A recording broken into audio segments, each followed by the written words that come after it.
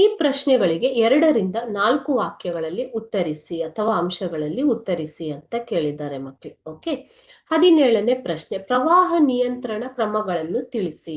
So ಪ್ರವಾಹ ಅಂತಂದ್ರೆ ಏನು? ಮಳೆಯಿಂದಾಗಿ ಅಥವಾ ಹಿಮ ಕರಗುವುದರಿಂದಾಗಿ ನದಿಗಳ ನೀರಿನ ಪ್ರಮಾಣವು ಹೆಚ್ಚಾಗಿ ಹರಿಯುವುದನ್ನು ಪ್ರವಾಹ ಅಂತ ಕರಿತೀವಿ. ಪ್ರವಾಹ ನಿಯಂತ್ರಣದ ಕ್ರಮಗಳು: ಜಲಾನಯನ ಪ್ರದೇಶಗಳಲ್ಲಿ ಅರಣ್ಯ ಬೆಳೆಸುವುದು ಮತ್ತು ವೇಗವಾದ ನೀರಿನ ಹರಿವಿನ ನಿಯಂತ್ರಣವನ್ನ ಮಾಡುವುದು. ಸೊ ಜಲಾನಯನ ಪ್ರದೇಶಗಳು ಅಂದ್ರೆ ನದಿ ತೀರದ ಪ್ರದೇಶಗಳಲ್ಲಿ ಅರಣ್ಯಗಳನ್ನ ಬೆಳೆಸುವುದರಿಂದ ಪ್ರವಾಹವನ್ನ ನಿಯಂತ್ರಿಸಬಹುದು.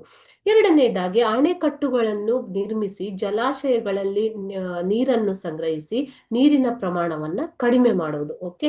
ಸೊ ಅಣೆಕಟ್ಟುಗಳನ್ನು ನಿರ್ಮಿಸುವುದರಿಂದ ಆ ಜಲಾಶಯಗಳಲ್ಲಿ ನದಿ ನೀರನ್ನ ಸಂಗ್ರಹಣೆ ಮಾಡಬಹುದು. ಸೊ ಇದರಿಂದ ನದಿಗಳ ನೀರಿನ ಪ್ರಮಾಣವನ್ನು ಕಡಿಮೆ ಮಾಡುವುದು, ಇದರಿಂದ ಪ್ರವಾಹ ಕೂಡ ನಿಯಂತ್ರಣ ಮಾಡಬಹುದು.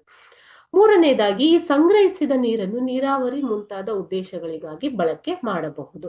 ನಾಲ್ಕನೇದಾಗಿ, ಜನವಸತಿ ಪ್ರದೇಶ ಮತ್ತು ಕೃಷಿ ಭೂಮಿಗಳನ್ನು ಪ್ರವಾಹದಿಂದ ರಕ್ಷಿಸಲು ಒಡ್ಡುಗಳು ಅಥವಾ ತಡೆಗೋಡೆಗಳನ್ನ ನಿರ್ಮಿಸುವುದು. ನದಿಗಳಿಗೆ ಅಡ್ಡಲಾಗಿ ತಡೆಗೋಡೆಗಳನ್ನು ನಿರ್ಮಿಸುವುದು.